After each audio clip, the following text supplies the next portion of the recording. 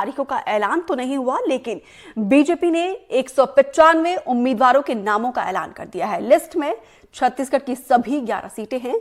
विपक्षी कांग्रेस में मंथन चल रहा है। सूत्र बता रहे हैं कि पार्टी के कई बड़े नेता लोकसभा चुनाव में बीजेपी से दो हाथ करने में कतरा रहे हैं। इस पर देखिए ये हमारी खास रिपोर्ट।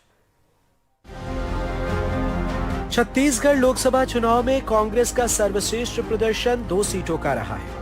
2018 में सरकार बनी, लेकिन 2019 लोकसभा चुनाव में छत्तीसगढ़ से 2 कांग्रेसी सांसद ही दिल्ली पहुंच सके। जनवरी में कांग्रेस चुनाव समिति की बैठक हुई।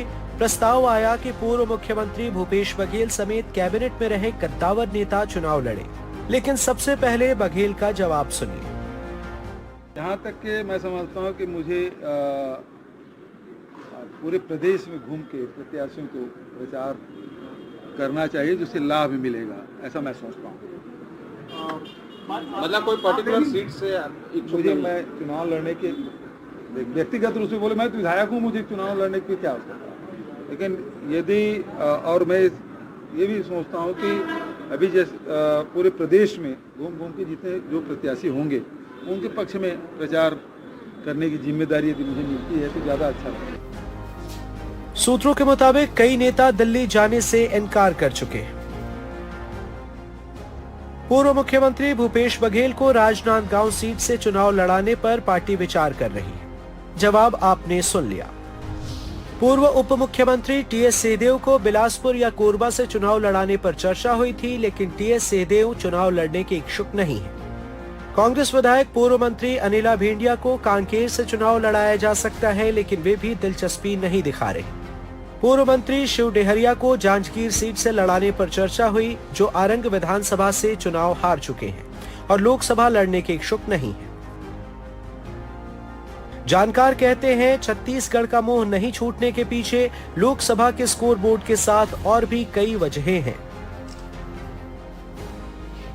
दरअसल अभी जो विधानसभा के जो रिजल्ट आए हैं उसके बाद कांग्रेस का तो वर्कर जो है एक कह सकते कि सहम सा गया है। रहा सवाल बड़े नेताओं के चुनाव लड़ने का, तो बड़े नेता अभी चुनाव लड़ने से इसलिए भी डर रहे हैं कि अभी हारे हैं बहुत से लोग, और ईडी सीबीआई का डर तो सब में बना ही हुआ है। लेकिन जिस तरह बीजेपी की तैयारी को आप देख रहे हो, एक माहौल राम का एक अलग बना हुआ है, बीजेपी की अपनी तैयारियां है। इन तैयारियों को देख के भी बड़े नेता भी चुनाव लड़ने से बच रहे हैं। रिजल्ट वो भी देख रहे हैं, उनको ऐसा समझ में आ रहा है कि क्या रिजल्ट होना है, लेकिन एकदम से उसको डरने की ज़रूरत नहीं होना चाहिए। मैदान में राजनीतिक पार्टी है, राष्ट्रीय पार्टी है, मैदान में तो रहना पड़ेगा, लेकिन उनका डर स्वाभाविक भी है।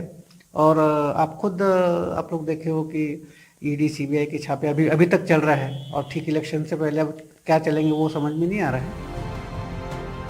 कांग्रेस के नेताओं के चुनाव न लड़ने की मंशा पर बीजेपी चुटकी ले रही है। बनकर आए थे, लेकिन उनका जो वाहन है वो कहीं ना कहीं क्षतिग्रस्त हो गया।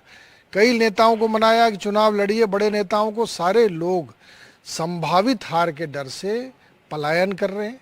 चाहे वो भूपेश बघेल हों, चाहे टीएस सिंहदेव हों, चाहे ताम्रध्वज साहू हों, सभी लोग जितने बड़े कद्दावर नेता हैं ये कहीं ना कहीं अपने आप को असहज महसूस कर रहे हैं। विधानसभा चुनाव में करारी हार के बाद कांग्रेस के दमखम वाले नेता भी लोकसभा चुनाव लड़ने से परहेज कर रहे हैं।